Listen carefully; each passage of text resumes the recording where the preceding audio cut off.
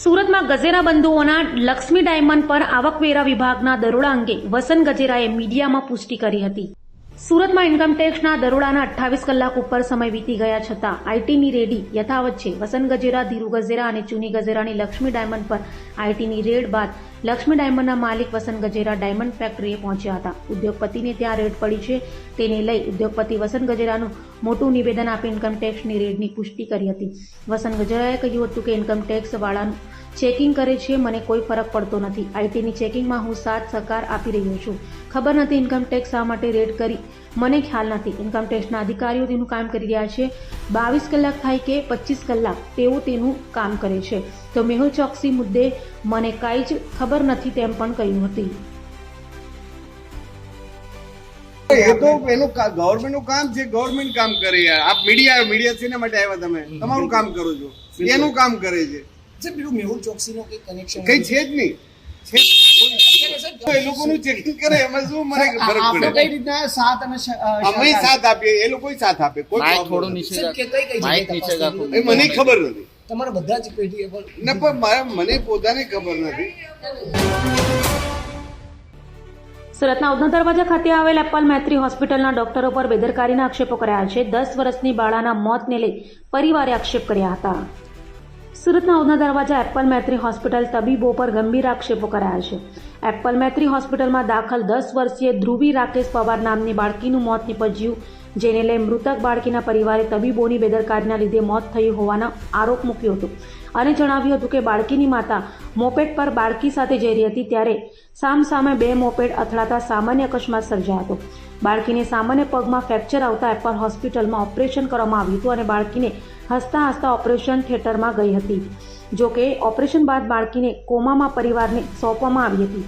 પરિવારે ખટોદરા પોલીસ મથકમાં doctor Nihar Mayani, doctor Nitin Virendra Dave, hospital માલિક ડોક્ટર પ્રણવ ઠક્કર વિરુદ્ધ અરજી કરી હતી. હાલ પોલીસે બાળકીના મૃતદેહને પીએમ અર્થે મોકલી અરજીના આધારે તપાસ હાથ ધરી છે. તારીખ 10ના રોજ મારી છોકરી સાથે નાનો શું અકસ્માત થયો હતો, જેમાં સામાન્ય ફ્રેક્ચર હતું ડાબા પગમાં. એના ઓપરેશન માટે અમે 12 તારીખે એપલ મૈત્રી હોસ્પિટલમાં લઈ ગયા હતા. તો મા કાર્ડની એપ્રુવલ ના આવેલી હતી એટલે 13 તારીખે એનું ઓપરેશન થયું. ઓપરેશનમાં જવા પહેલા મારી છોકરી એકદમ વ્યવસ્થિત હતી અને ઓપરેશન બાદ મારી છોકરી કોમા જેવી પરિસ્થિતિમાં આજ સુધી એ જ પરિસ્થિતિમાં આજે મૃત્યુ પથારીએ મારી છોકરી પહોંચી ગઈ છે. એના માટે મેં ડોક્ટર નિહાર મયાણી, જેને પગનું ઓપરેશન કરેલું, જેને એનેસ્થેસિયા આપ્યો નીતિ દવે અને સંચાલક પ્રણવ ઠાકોર, એમના વિરુદ્ધ મેં એફઆઈઆર કરેલી છે. હોસ્પિટલની બેદરકારી છે એમાં, એના માટે મેં કમ્પ્લેન કરેલી છે ખડતરા પોલીસ ચોકીમાં અને મારી અમુક પેપર્સ પર ખોટી સાઇન કરેલી હતી. એના માટે મેં સલાબતપુરા પોલીસ ચોકીમાં એની એફઆઈઆર આપેલી છે. તમારે જે આ અકસ્માત સર્જાયો તે હોસ્પિટલમાં દીકરીને કેટલા દિવસ એડમિટ રાખવામાં આવી હતી અને ડોક્ટર દ્વારા શું?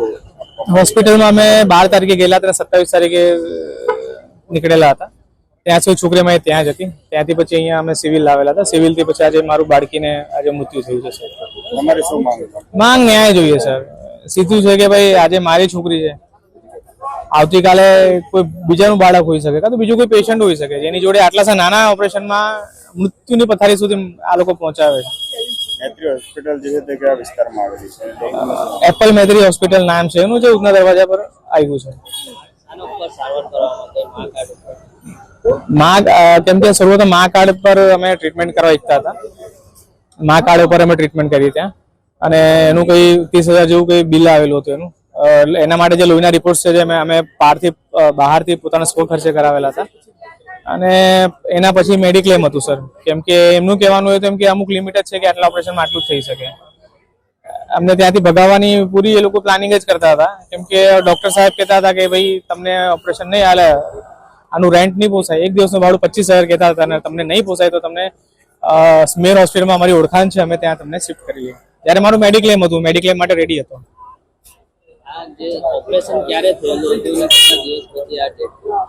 ઓપરેશન 13 તારીખે થયું હતું સાંજે 4 સવા 4 ની વચ્ચે થયું હતું અને આજે 29 તારીખ છે, આજે સવારે એનું ડેથ થયું છે સર.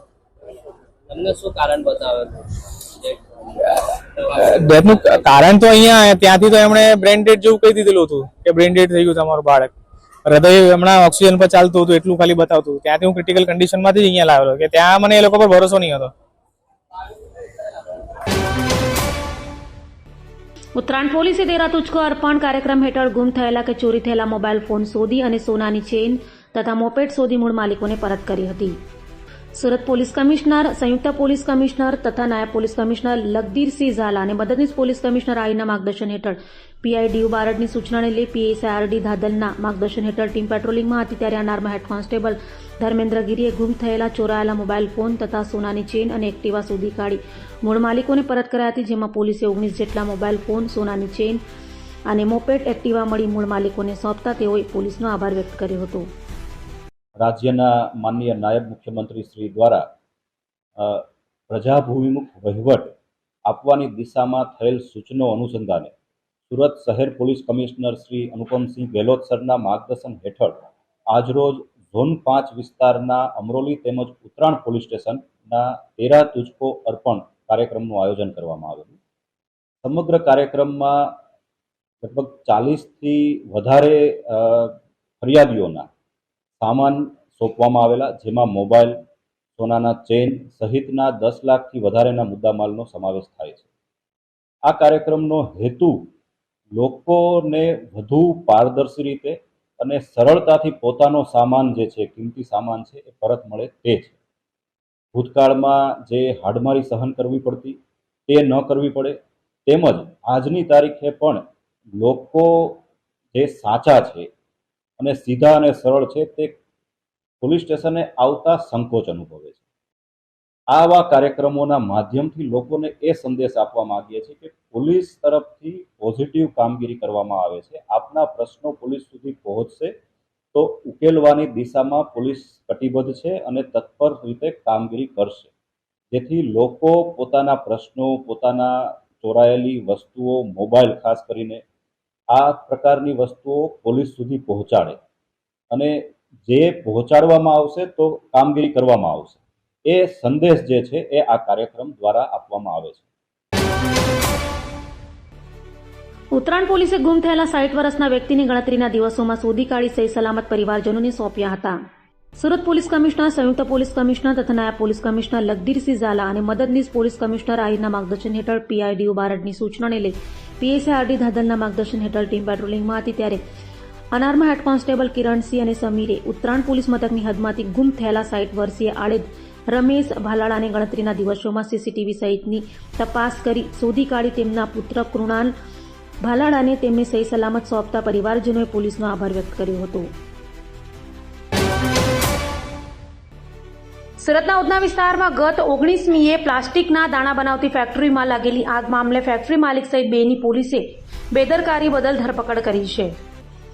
સુરતમાં વારંવાર આગની બની રહેલી ઘટનાઓ વચ્ચે ગત 19મી જાન્યુઆરીના રોજ ઉધનાના ભાટેના વિસ્તારમાં પ્લાસ્ટિકના દાણા બનાવતી ફેક્ટરીમાં ભીષણ આગ લાગી હતી, જેમાં 5 જેટલા કારીગરો દાઝી ગયા હતા. તો દાઝેલાઓમાંથી ગંભીર 4 લોકોના હોસ્પિટલના બિછાને મોત નીપજ્યા હતા. આ આગ દુર્ઘટના મામલે ઉધના પોલીસે ફેક્ટરી માલિક સહિત 2 સામે બેદરકારીની ફરિયાદ નોંધી તેઓની ધરપકડ કરી હતી, જે અંગે ઉધના પીઆઈએ વધુ માહિતી આપી હતી.